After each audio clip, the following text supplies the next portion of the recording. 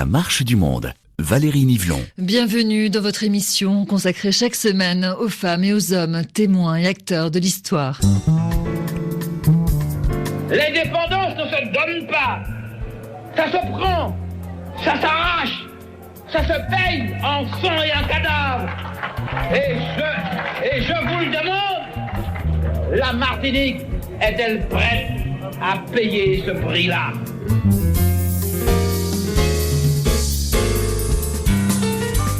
La Martinique a préféré demander à son député Aimé Césaire qu'il obtienne l'assimilation en devenant un département il y a 70 ans.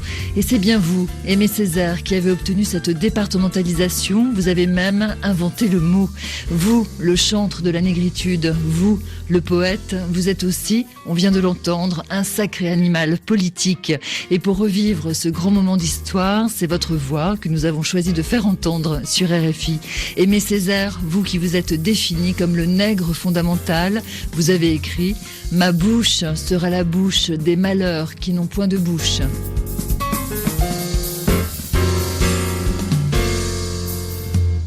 Et c'est avec Françoise Vergès, politologue et co-auteur du documentaire Aimé Césaire face aux révoltes du monde, que nous allons revivre aujourd'hui le fantastique itinéraire politique de Césaire. Lui, enfant de la colonisation, qui n'a pas demandé l'indépendance de son île, la Martinique, mais son intégration à la République comme département français, c'était le 19 mars 1946.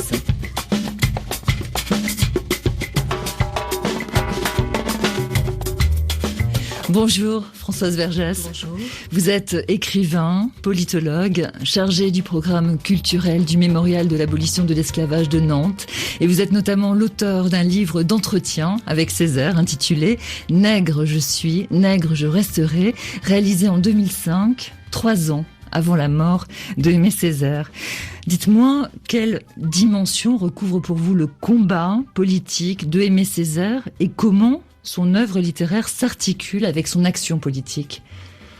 Je pense que Césaire, c'est à la fois vraiment un moment charnière au XXe siècle, c'est-à-dire entre les années 30, déjà l'émergence avec la négritude, cette prise de conscience d'un monde noir, d'une présence africaine au monde, qui s'affirme à travers le mouvement de la négritude, mais aussi à travers ses premiers écrits dans l'étudiant noir. Et ensuite, l'homme politique qu'il va devenir, à partir de 45, qui s'accompagne de cette autre personne en lui, qui est le poète, l'écrivain, puis le dramaturge, et qui, je pense, il le disait lui-même, que quand il était poète et écrivain et dramaturge, il se laissait beaucoup plus aller, il se sentait plus libre d'écrire ce qu'il pensait, et que comme homme politique, il avait besoin de tenir compte du contexte et des forces en présence. Donc il est là, c'est pas un double personnage, mais un personnage qui distingue peut-être l'écrivain de l'homme politique. Aimé Césaire, grand témoin et grand acteur du XXe siècle, né le 26 juin 1913 à Basse-Pointe, en Martinique, une des îles de la Caraïbe, non loin d'Haïti et de Cuba. Aimé Césaire, très bon élève et déjà rebelle, obtient une bourse pour le lycée Victor Schœlcher à Fort-de-France. Mais son objectif, c'est Paris, où il débarque à l'âge de 19 ans.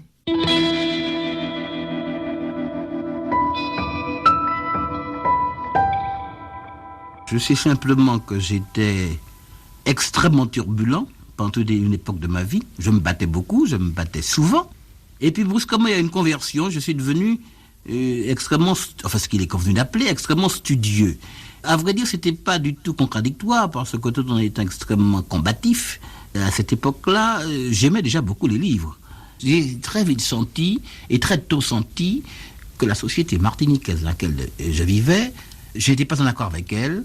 J'ai très vite senti que c'était un monde faux contre lequel vraiment je me sentais en rébellion. Et les valeurs qui étaient les valeurs morales, les valeurs ethniques, tout ce côté petite colonie m'ulcérait à un point que je ne saurais décrire. Ce qui fait, et je ne le cache pas, ne l'ai jamais caché, que c'est avec volupté qu'après mon bachot, j'ai quitté la Martinique. J'ai dit ouf, en fait, je m'en vais.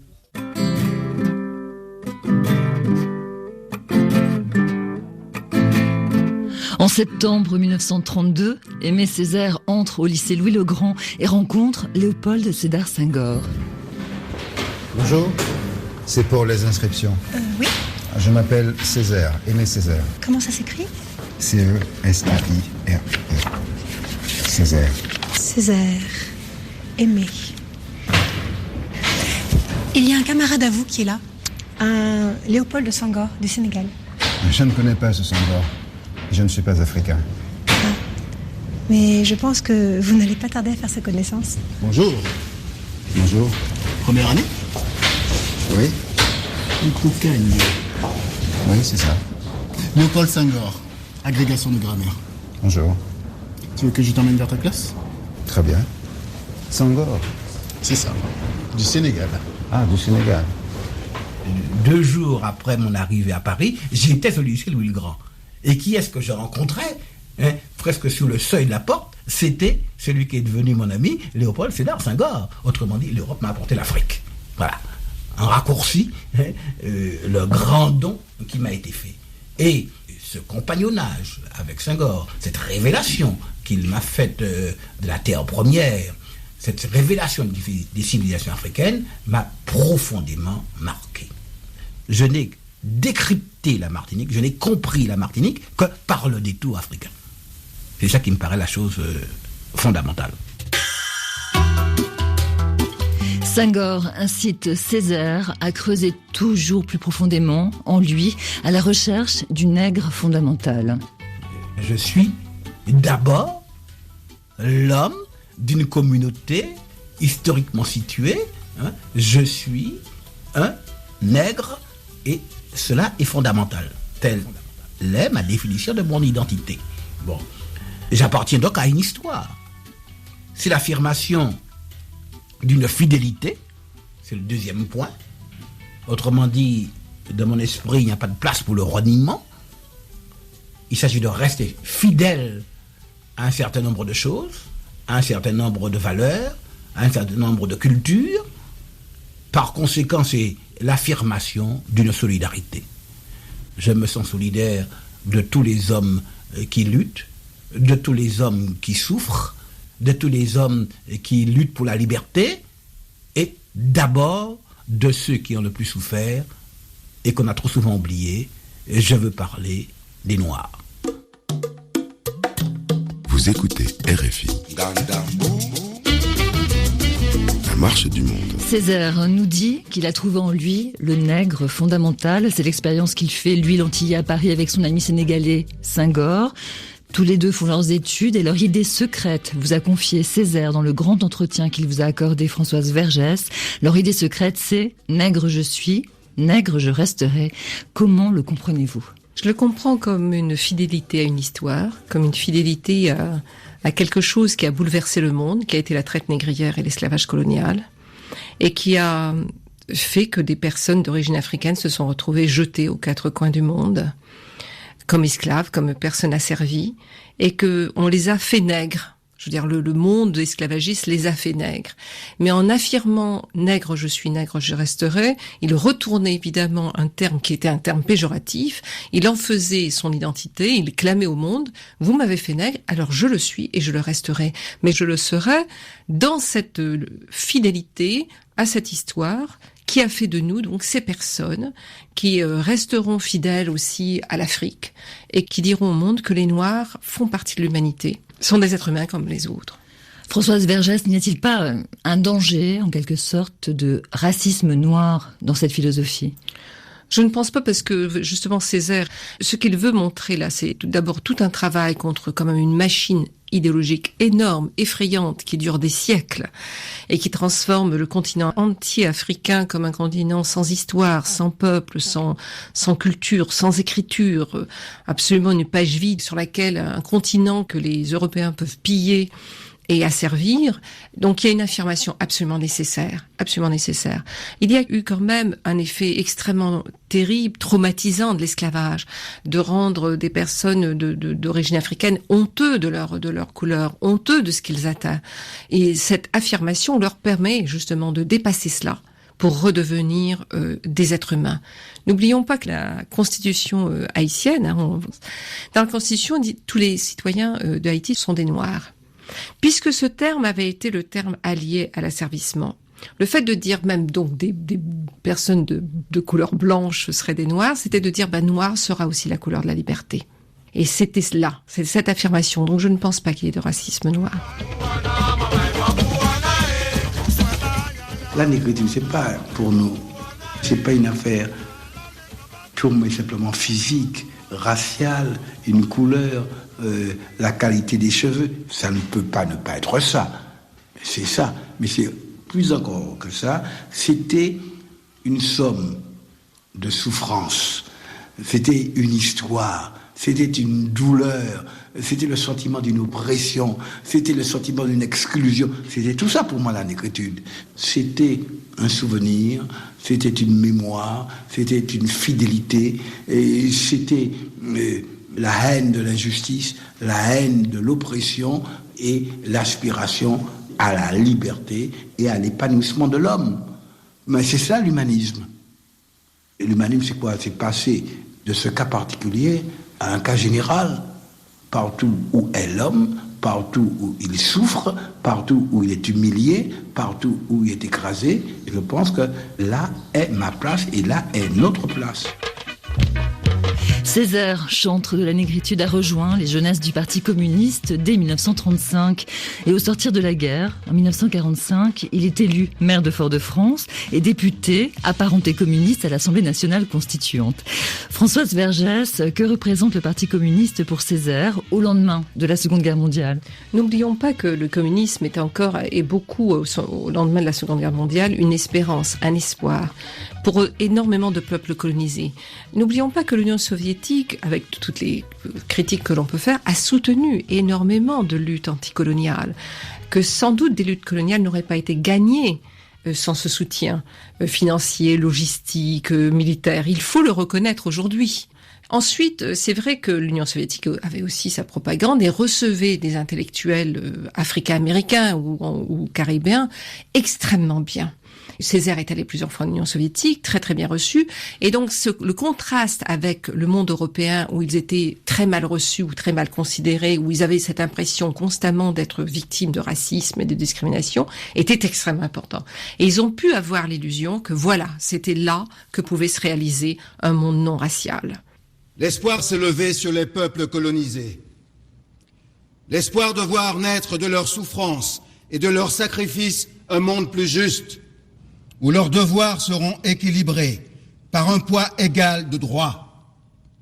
Le jour où ces peuples auront le sentiment que cet espoir a été bafoué une fois de plus, ce jour-là, la situation sera grave, parce que le temps et les désillusions auront accumulé des amas d'âmes sèches prêtes à l'incendie. À cet incendie, permettez-nous de préférer la grande lueur qui monte du brasier que vous avez vous-même allumé en 1789 et qui n'a cessé depuis d'obséder l'horizon des peuples parce qu'elle leur apportait, quelle que fût leur race ou couleur, le grand message de fraternité. Le fameux discours de Césaire à l'Assemblée nationale où il demande la fin du statut colonial, extrait du film Le Prix de la Liberté, réalisé par Félix Olivier et produit par Caméra One. Un discours dont nous ne disposons d'aucune archive sonore, mais dont nous avons la trace écrite. Françoise Vergès, rappelons que le projet de départementalisation des vieilles colonies est porté par les députés martiniquais Aimé Césaire, guadeloupéen Rosanne Girard et réunionnais Raymond Vergès, que vous avez bien connu, je crois. Oui, c'était mon grand-père. Que veulent-ils, Vergès, Girard et Césaire? Je pense qu'il y a un profond sentiment que la République peut offrir quelque chose, peut offrir l'égalité. Pourquoi ne demande-t-il pas l'indépendance alors que le reste des colonies françaises et puis le monde entier est engagé vraiment vers l'effondrement des empires coloniaux? C'est une question extrêmement importante qui est toujours débattue. Je pense que d'une part, on pourrait peut-être aussi se souvenir du passé esclavagiste de ces sociétés et que très souvent dans les sociétés qui ont été esclavagistes, c'est la demande d'égalité, enfin de reconnaissance en tant que citoyen de plein ordre dans la société qui a été esclavagisée qui est extrêmement importante. Si on voit le cas par exemple des Africains américains, on pourrait plus rapprocher ça du mouvement mouvement des droits civiques, c'est-à-dire la pleine reconnaissance d'une égalité, la demande d'une pleine reconnaissance, puisqu'on sait que les lois qui étaient décidées en France n'étaient pas appliquées dans ces colonies. Et donc cette demande. Maintenant, Césaire dira très vite que ça va buter sur une question essentielle, l'identité. Et il est vrai que la départementalisation, en fait, va être un peu le fer de lance d'une assimilation, d'une politique assimilationniste. Ce que Césaire avait vu assez rapidement, et aussi, de fait, aussi, va buter aussi sur la difficulté de l'égalité. Césaire, animal politique dans la marche du monde, au son de sa voix, nous revivons ses combats, et tout d'abord, celui donc de la départementalisation de la Martinique. C'est Papa Césaire, comme disait Martiniquais, qui invente le mot. L'action politique, je l'acceptais. Quand je suis arrivé à l'Assemblée nationale, je me suis aperçu qu'il y avait eu au moins 15 propositions de loi qui avaient été déposées par mes prédécesseurs pour ce qu'ils appelaient l'assimilation. Et quand j'ai été élu, l'aspiration essentielle du peuple martiniquais, au point que mandat impératif m'en a été donné, ramenez-nous ce qu'ils appelaient l'assimilation. C'était effroyable pour moi. Et alors, j'ai analysé la situation. L'assimilation est un mot que je déteste. C'est un symbole même, à mon avis, de l'aliénation, donc du colonialisme. Mais soyons calmes. Be cool. Que cache ce mot? Eh bien, je m'aperçois que ce qu'ils veulent, c'est quoi? Ils veulent avoir les mêmes droits que les Français. Ils veulent les mêmes salaires que les Français. Ils veulent être gouvernés d'une manière décente et non pas que tout le pouvoir soit entre les mains d'un homme qui s'appelle le gouverneur. Voilà ce qu'ils demandent. Donc, plus de liberté, plus de dignité, plus de sécurité. Est-ce que cela ne mérite pas que l'on se batte pour de telles choses? Donc, laissons des mots, voyons ce qu'il y a derrière. Ils appellent ça comme ça, mais on peut l'appeler différemment. Et j'ai commencé à l'appeler différemment. Je n'ai jamais employé le mot assimilation. J'ai transformé le mot en départementalisation. Autrement dit, j'ai fait de cette revendication d'assimilation la revendication d'un statut nouveau, d'un statut qui, comme tous les statuts, est purement technique, donc précaire et révocable. C'est le département. Ça peut être autre chose demain. Tandis que l'assimilation est une chose qui est profonde, qui est intime, qui est personnelle, qui vous marque à jamais. C'est le refus de soi-même, c'est un reniement de soi-même. Et jamais je n'ai voulu cela. Pourquoi Césaire défend la départementalisation plutôt que l'indépendance? Écoutez la version de Pierre Aliquer. Il a été le bras droit de Aimé Césaire à la mairie de Fort-de-France pendant 50 ans. C'était plus économique qu'idéologique, nous dit-il. Quand on voyait ce qui se passait en France au point de vue social, les députés n'ont fait qu'obéir à une pulsion populaire. Parce que ce peuple qui vivait dans la misère aspirait à être traité comme un département, passer de vieille colonie à un département pour bénéficier des avantages sociaux. C'était plus économique qu'idéologique. Nous brossons le portrait politique d'Aimé Césaire dans la marche du monde, au son de nos archives et du documentaire Aimé Césaire face aux révoltes du monde, coécrit par notre invitée Françoise Vergès, juste après les infos sur RFI. Césaire a été, au début du siècle, celui qui a déchiré la carte postale, pour reprendre une de ses expressions. Parce qu'après l'abolition de l'esclavage, il faut dire qu'il y a eu une espèce d'exotisation de la réalité antillaise. Donc une espèce de littérature exotisante et de pensée exotisante des Antilles que Césaire est venu, au début du XXe siècle, déchirer. C'est-à-dire qu'il a dit, attention, c'est pas parce que l'abolition s'est produite que les choses ont réellement changé. L'exploitation continue. Le déni de réalité continue. Le mépris envers la couleur noire et l'Afrique continue. Nous sommes ici depuis 300 et quelques années. Ça fait pas mal de générations, je n'ai pas le chiffre en tête exactement. C'est facile à mener, les ouvriers noirs? Oui.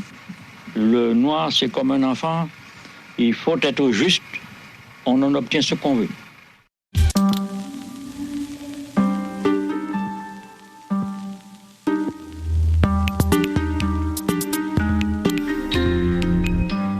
La marche du monde. Valérie Nivelon. Suite de la Marche du Monde consacrée à l'œuvre politique du poète Aimé Césaire. Il est l'artisan de la départementalisation des vieilles colonies. En effet, la Guadeloupe, la Réunion et la Martinique sont devenus des départements français le 19 mars 1946.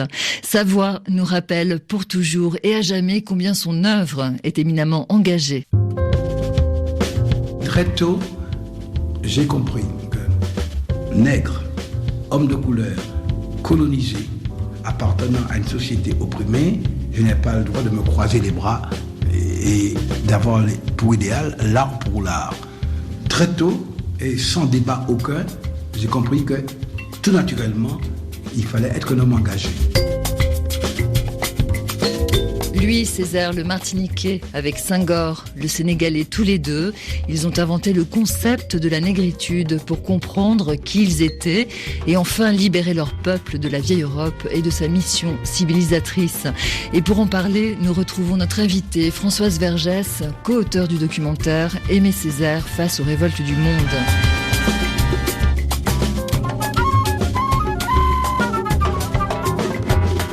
Françoise Vergès, bien que Césaire ait rejoint au Panthéon les figures associées au combat contre l'esclavagisme et le colonialisme, a-t-il vraiment toute sa place aujourd'hui dans le récit de l'histoire nationale, dans l'histoire de France ? Loin de là, très très loin de là. Il n'est toujours pas enseigné suffisamment dans les lycées, il n'est pas enseigné à l'université, ce n'est pas devenu de texte familier à tout le monde. Il y a des tas de gens à qui vous pourriez demander qui est Aimé Césaire et qui ne le sauraient pas. Ses pièces ne sont pas suffisamment jouées, il n'est pas suffisamment connu, il est bien loin, alors que c'est un des plus grands poètes de langue française et dramaturge. Et puis il a écrit 2 textes, Cahiers d'un retour au pays natal et Discours sur le colonialisme, qui sont des textes incontournables si on veut comprendre ce qui s'est passé au XXe siècle et des textes qui sont toujours d'actualité. Alors je sais que vous aimez particulièrement ces mots de Césaire, je le cite, « Ceux qui n'ont inventé ni la poudre ni la boussole, ceux qui n'ont jamais su dompter ni la poudre ni l'électricité, ceux qui n'ont exploré ni les mers ni les ciels, mais ceux sans qui la terre ne serait pas la terre. » Pourquoi ? Parce que j'ai aussi grandi dans une île colonisée qui avait connu l'esclavage et mes parents étaient des militants anticolonialistes qui appartenaient au Parti communiste réunionnais et nous allions très souvent rencontrer ces personnes qui étaient totalement comme inexistantes dans l'histoire. Moi, j'étais à l'école, je n'apprenais rien sur eux. Donc, cette transformation de personnes en personnes qui ne comptent pas, dont les vies peuvent rester anonymes, m'a très très tôt révoltée. Et cette phrase de Césaire, c'est pour moi un programme. Comment justement se battre pour faire que ceux et celles sans qui la terre ne serait pas la terre soient des vies connues et reconnues. Alors justement, rappelons l'entrée en politique de Césaire. Elle s'est faite sur la liste du Parti communiste en Martinique en 1945. J'étais tout à fait conscient qu'il fallait se battre pour mon peuple. Il se trouve que la guerre m'a encore renforcé dans l'idée du nécessaire engagement de l'intellectuel, et plus encore dans un pays colonisé. Et lorsque le Parti communiste a eu l'idée de faire une liste, la première liste à propos des élections municipales en 1945, ils ont pensé à mettre sur la liste non seulement des communistes purs, mais aussi des gens qui avaient des sympathies à gauche. Et lorsqu'ils m'ont demandé de figurer sur la liste, je n'ai pas cru devoir refuser. J'ai accepté, mais je n'avais pas du tout pensé que nous allions être élus. Parce que le score du Parti communiste avait été presque symbolique avant la guerre. C'est une très grande surprise pour moi d'avoir été élu. Et j'avoue que j'avais un peu l'impression qu'il y avait une cheminée qui me tombait sur la tête. Mais enfin, élu, il fallait faire face, il fallait s'y mettre, et je m'y suis mis. Maire, puis député apparenté au Parti communiste, Césaire a défendu la départementalisation pour les vieilles colonies, la Martinique, la Guadeloupe, la Réunion et la Guyane française. Mais 10 ans plus tard, en 1956, il quitte le PC.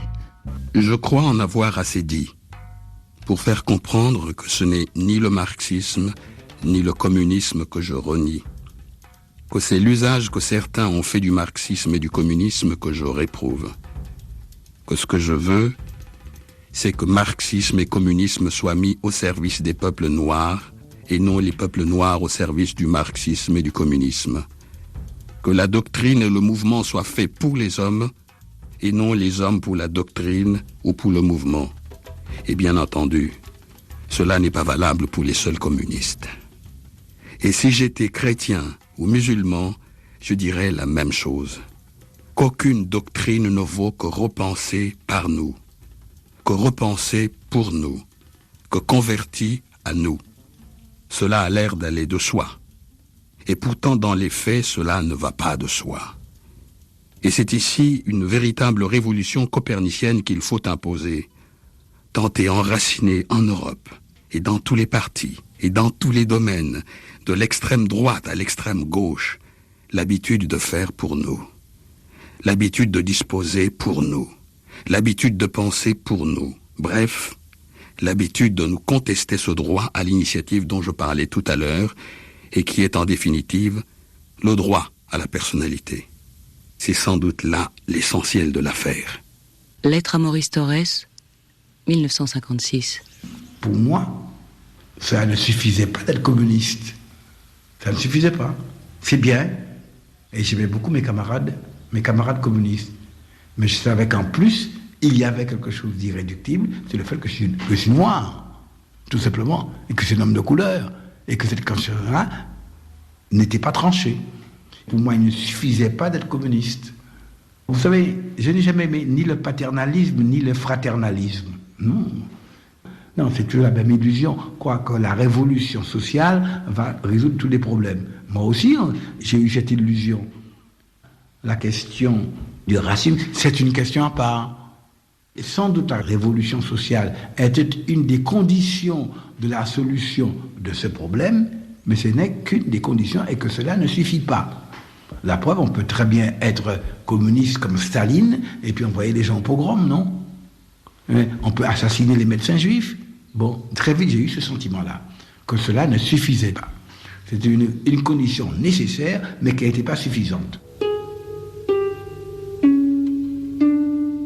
Aimé Césaire ne se retrouve plus dans l'idéologie du Parti communiste en 1956. Rappelons que 1956, c'est l'année du rapport Khrouchtchev qui dénonce les crimes du stalinisme. Rappelons que ce sont les années où l'Empire français se délite, car c'est aussi depuis 1954 la guerre d'Algérie.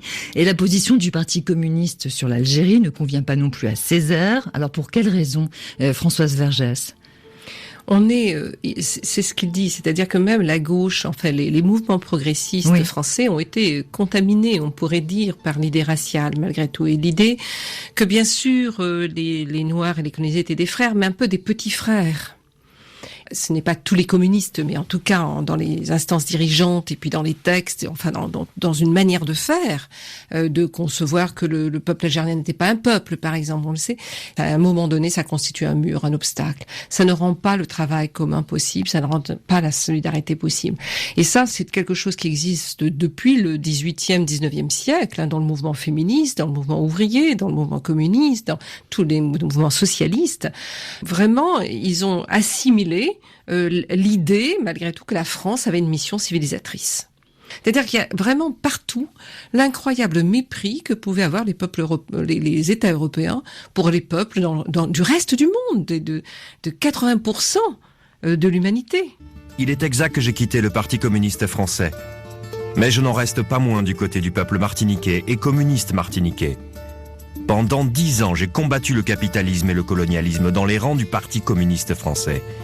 J'ai acquis la conviction que le peuple martiniquais ne doit pas attendre le salut du dehors, qu'il doit prendre sa cause en main, qu'il doit étudier lui-même ses problèmes, déterminer sa propre voie et inventer ses propres solutions.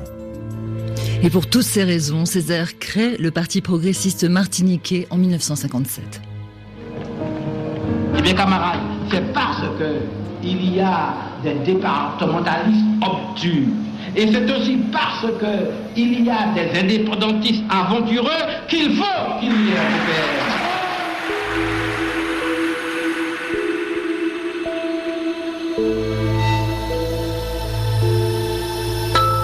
La Marche du Monde revient sur l'itinéraire politique d'un des plus grands écrivains français, Aimé Césaire, au son de nos archives et du documentaire Césaire et les révoltes du monde, coécrit par notre invitée Françoise Vergès. Maire de Fort-de-France, député de Martinique, Césaire siège à l'Assemblée nationale française. Il est acteur, il est témoin de ce grand basculement du XXe siècle, l'émergence du tiers-monde. À Bandung, capitale de l'Indonésie, s'est clôturée la conférence afro-asiatique qui intéressait 29 nations, groupant 1,5 milliard d'habitants du globe.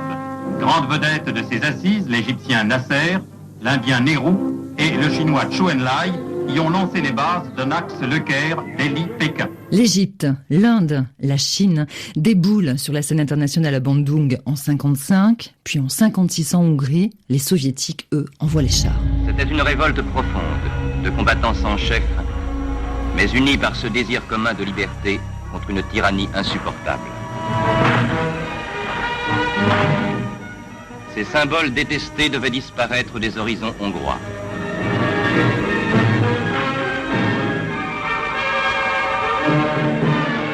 Césaire ne reste pas indifférent à ces révoltes du monde. Il participe au premier congrès des intellectuels et des artistes noirs, organisé par Alioune Diop, fondateur de Présence africaine, qui voulait réaliser un Bandung culturel. Césaire est à nouveau au cœur d'un mouvement intellectuel et culturel d'affirmation du monde noir. Qu'est-ce à dire? Si ce n'est que partout où la colonisation s'est manifestée, des peuples entiers ont été vidés de leur culture, vidés de toute culture.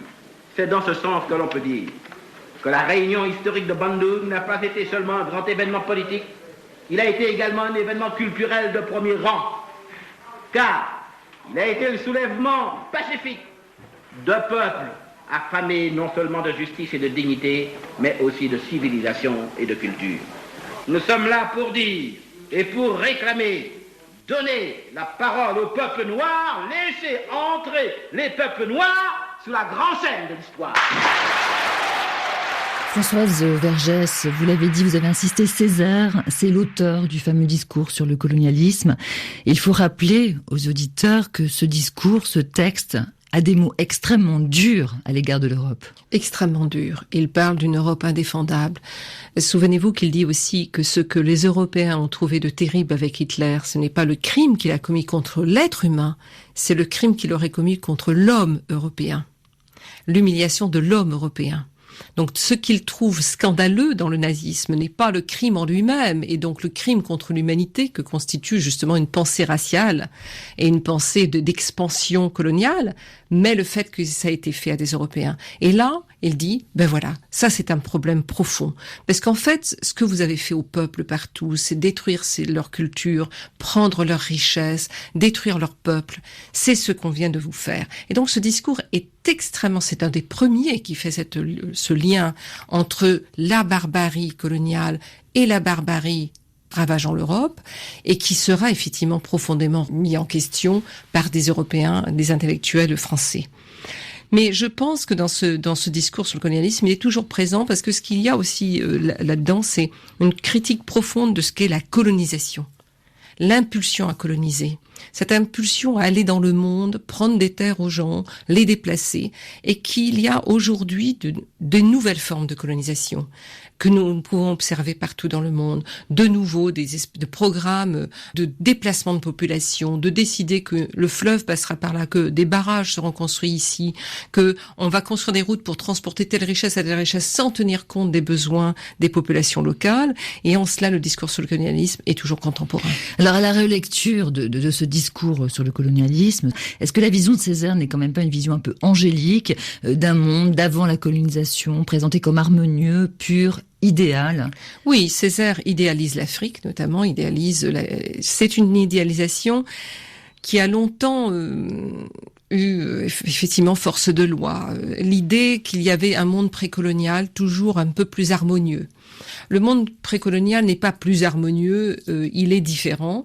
Il y avait en Afrique, sur le continent africain, des royaumes, des guerres, de l'esclavage, de la traite, mais il y avait aussi du commerce, l'Afrique, le continent africain commerçait avec l'Asie, avec la Méditerranée. Il y avait des développements qui auraient pu connaître d'autres formes. On ne le sait pas, on ne peut pas le dire. Et là, c'est ça qui est important. Mais il est vrai que Césaire idéalise l'Afrique comme il va idéaliser aussi peut-être ce que peut être la civilisation noire. Césaire révolté, qui soutient les révoltes du monde, notamment celle des Algériens, une révolte qui déborde en métropole, où les manifestations de soutien aux indépendantistes se multiplient. Le problème de l'Algérie a violemment opposé les étudiants. Différentes réunions qui se sont déroulées dans quelques grandes villes de France ont débordé leur caractère de simple manifestation. À Lyon et surtout à Paris, des contre-manifestants obligèrent la police à intervenir. Au quartier latin, 3000 gendarmes et gardiens de la paix se sont heurtés à 15 000 étudiants de toutes tendances. L'Algérie déborde en métropole, mais aussi en outre-mer, sur l'île de Césaire, comme me le raconte Gilbert Pagot, agrégé d'histoire et professeur à Fort-de-France. 1959, c'est l'année de la révolte sociale en Martinique. 1959, c'est vraiment l'événement le plus spectaculaire. Mais en fait, depuis 1956, il y avait déjà le feu qui couvait sous la cendre. Mais 1959, c'est vraiment l'année où tout bascule. Pourquoi ? Parce que sur le plan intérieur, c'est l'arrivée des anciens des colonies françaises, en particulier d'Afrique du Nord, ceux qui avaient fui le fait que la Tunisie et le Maroc étaient devenus indépendants, ceux qui avaient fui la guerre qui commençait en Algérie depuis 1954, ceux qui n'étaient pas d'accord avec l'installation de la loi 4 de fer en Afrique noire. Beaucoup d'anciens fonctionnaires, beaucoup d'hommes d'affaires sont venus s'installer ici avec la mentalité colons qu'ils avaient acquise en Afrique et en Afrique du Nord et qui ne pouvaient pas s'appliquer ici à la Martinique dans la mesure où la Martinique faisait partie de ce qu'on appelle les vieilles colonies et que les Martiniquais avaient théoriquement le statut de citoyen français depuis 1848, depuis plus d'un siècle. Donc la tension monte, en fait. Il y a une incompréhension croissante et puis des heurts jusqu'à ces fameux incidents de décembre 59. Et vous êtes là, vous avez quel âge et que se passe-t-il ? Que voyez-vous ? Oui, en 59, j'ai donc 13 ans et nous sommes sur la savane avec les lycéens, nous sommes là. Et là, il y a un affrontement qui part sur un incident banal, un heurt entre un ancien d'Afrique du Nord et un local, un autochtone. Et là, c'est surtout l'intervention sauvage et brutale des CRS qui met le feu aux poudres parce qu'ils bastonnent tout le monde, ils envoient des grenades lacrymogènes qui étaient inconnues à la Martinique, on n'avait jamais vu ça. Donc la population a eu l'impression qu'on voulait l'asphyxier, qu'on voulait la tuer. Et puis, cette répression qui fait 3 morts et la population qui, naturellement, se dresse contre les CRS et contre ces anciens d'Afrique du Nord pendant 3 jours, au point que le gouvernement du général de Gaulle est obligé d'interdire les CRS. Et d'ailleurs, jusqu'à maintenant, il n'y a plus de CRS à la Martinique parce que la population ne supportait pas ces compagnies républicaines de sécurité. Quels sont les slogans que l'on entend dans ces manifestations ? Eh bien, les slogans, c'est le départ des CRS. C'est aussi des slogans parce que les gens demandent plus d'emplois. C'est la fin du racisme, c'est le départ de tous les chefs racistes. Et puis, il y a pas dans les manifestations, mais à côté des manifestations, les hommes politiques qui sortent d'émotions sous le coup de l'émotion et qui sortent d'émotions demandant l'égalité des droits. D'ailleurs, il y a la fameuse formule, ils disent « nous ne sommes pas des Français à part entière, nous sommes des Français entièrement à part ». C'était la formule qui a fait Flores à partir de cette époque. Et dans le documentaire Césaire et les révoltes du monde, d'autres témoins de 59 en Martinique racontent. Nous étions soupçonnés de fomenter une action subversive avec des actions armées, avec l'aide tutélaire de Fidel Castro. Ils ont beaucoup cherché les rapports que nous pouvions avoir avec l'étranger, beaucoup cherché des armes, etc. À l'époque, la garde à vue pour ce chef d'occupation était de 15 jours. C'était atteinte à la sûreté de l'État et à l'intégrité du territoire. Césaire a toujours été d'accord pour témoigner. Je l'ai rencontré à Paris à cette époque-là. Il a toujours été d'accord. D'ailleurs, on l'a même fait entrer, avant même le public, on l'a fait entrer dans la salle et il a dit je suis venu voir les lions en cage.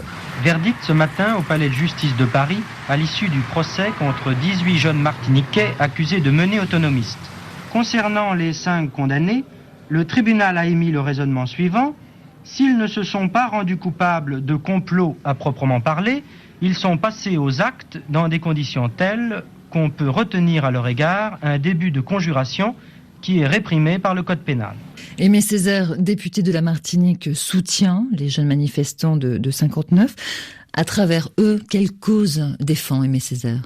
Il y avait une demande à l'époque qui émerge d'autonomie, puisqu'on voit finalement l'échec de la départementalisation, et beaucoup de partis de gauche, partis communistes et d'autres, et le PPM d'ailleurs, le parti de Césaire, vont demander l'autonomie. C'est-à-dire de pouvoir décider eux-mêmes des objectifs économiques, sociaux, du développement justement. N'oublions pas que toutes ces années sont des années de grande répression dans ces outre-mer. On l'oublie souvent parce qu'on pense évidemment surtout à la guerre d'Algérie, et on oublie qu'il y a eu des choses en Martinique. Il y a eu en la Guadeloupe, il y a eu la Réunion, que 1960, c'est l'ordonnance de Bray, qui va permettre l'expulsion du jour au lendemain de fonctionnaires, de dizaines de fonctionnaires, qui a été des dirigeants souvent syndicaux et des dirigeants politiques, donc de casser les mouvements dans les Outre-mer. Il faut toujours voir cette histoire coloniale et post-coloniale en relation l'une avec les autres. Surtout pas en territoire, si ce qui se passerait en Algérie n'aurait pas eu d'effet sur ce qui se passe en Martinique, ou ce qui se passe à Cuba n'aurait pas eu d'effet, ou ce qui se passe dans l'océan Indien, à Madagascar ou ailleurs. Donc il y a une histoire à réécrire, en fait, de toutes ces périodes. Et Césaire, en fait, à travers ça, il défend évidemment une jeunesse absolument révoltée, même s'il ne partage pas toujours, on le sait, toujours leurs objectifs. Mais ce qu'il partage avec eux, c'est le fait que on est toujours quand même très maltraité. Et une demande d'égalité. Une demande d'égalité qui n'est toujours pas... des dizaines d'années, il n'y a toujours pas les mêmes droits. Il n'y a toujours pas les mêmes droits. Et puis, il reste, vous savez, cette idée de l'outre-mer, et où finalement, on appartient à la France, mais on n'appartient pas vraiment. On appartient à la République, mais pas vraiment. Et on le sait encore aujourd'hui, la France reste l'Hexagone. L'idée de la France, c'est l'idée de l'Hexagone. Et donc, la France ne sait pas comment refaire du commun, retravailler ce que pourrait être le lien. Ces territoires ont chacun des langues, chacun des histoires, chacun des mémoires différentes les unes des autres. Et donc, comment on va travailler ce que nous avons en commun ? Parlons d'un des derniers combats de Césaire qui vous est particulièrement cher, Françoise Vergès, c'est celui pour la mémoire de l'esclavage. Nous voulons que soit célébré le souvenir du martyre et de l'héroïsme des héros anonymes issus tous de ces peuples jamais résignés qui périodiquement se levèrent génération après génération pour revendiquer et pour combattre. La commémoration dans des conditions de dignité de la date anniversaire de l'abolition de l'esclavage en 1848 permettra aux Antillais et aux Réunionnais de prendre une plus claire conscience de leur passé, ainsi d'être ainsi mieux à même de préparer leur avenir. Elle permettra à tous de se rappeler que le combat, le séculaire combat pour la liberté, l'égalité et la fraternité n'est jamais entièrement gagné et que c'est tous les jours qu'il vaut la peine d'être livré. Je vous invite à conclure sur cette question de la mémoire de l'esclavage selon Césaire. D'ailleurs, je suis frappée à chaque fois par sa véhémence et par la beauté de la langue de Césaire. Est-ce que le danger, c'est pas de mettre l'accent sur la mémoire de l'abolition de l'esclavage et d'occulter en quelque sorte la mémoire de la traite négrière, Françoise Vergès? Bien sûr, et puis il faut toujours rappeler que ce sont les esclaves qui ont été les premiers abolitionnistes, les premiers anti-esclavagistes. Il faut toujours rappeler le combat. Il faut aussi peut-être, je pense, rappeler que cela a été très long et très difficile. On l'oublie. Si on parle de l'abolition de l'esclavage, on met la fin avant le début, si vous voulez. Donc ça se termine bien. Mais on ne parle pas des 4 siècles qui ont précédé. 4 siècles. Il a fallu 4 siècles pour que l'esclavage devienne illégal. C'est donc très long. Comment se fait-il que la France, l'Europe, accepte de poursuivre ce qui est déjà quand même vu comme un crime dès le XVIIIe siècle? Et ça, c'est vraiment profond. Ça, c'est une première chose. D'autre part, je pense que la mémoire, aujourd'hui, l'utilisation du terme de mémoire, dont on sait qu'il a fait controverse en France, de manière, je pense, assez ridicule, je pense qu'à travers la mémoire, ce que des groupes demandent, c'est une autre manière d'écrire l'histoire. C'est d'entendre les victimes, d'entendre les témoins, et que leur voix fasse partie du récit. et que les esclaves redire que c'était chaque fois une femme, chaque fois un homme, c'était chaque fois une personne, un être humain. Ce n'est pas une masse de gens indistincts, c'est chaque fois quelqu'un qui est né, qui a eu un père et une mère, qui a pensé, qui a rêvé de liberté, qui a voulu que ses enfants s'en sortent bien. Et la lutte des esclaves, la lutte quotidienne a été justement de gagner un peu plus de liberté. C'est un idéal extraordinaire et une leçon extraordinaire de courage pour nous aujourd'hui. Une voix, celle de Françoise Vergès, qui se conjugue merveilleusement finalement avec celle d'Aimé Césaire. Merci Françoise Vergès. Je rappelle que vous avez présidé le comité pour la mémoire et l'histoire de l'esclavage de 2009 à 2013 et que vous êtes responsable de la programmation culturelle du mémorial de l'abolition de l'esclavage. C'est à Nantes. Vous avez entre autres signé ce livre, Nègre, je suis nègre, je resterai, ce livre d'entretien avec Aimé Césaire.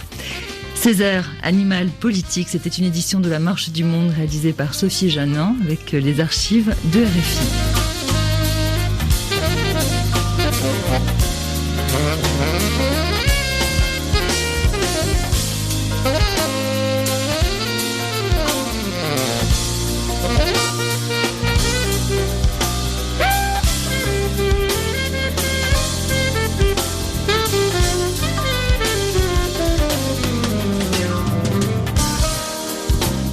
Retrouvez-nous sur la page Facebook de l'émission. Écrivez marche.monde@rfi.fr. Podcastez cette émission, c'est la vôtre.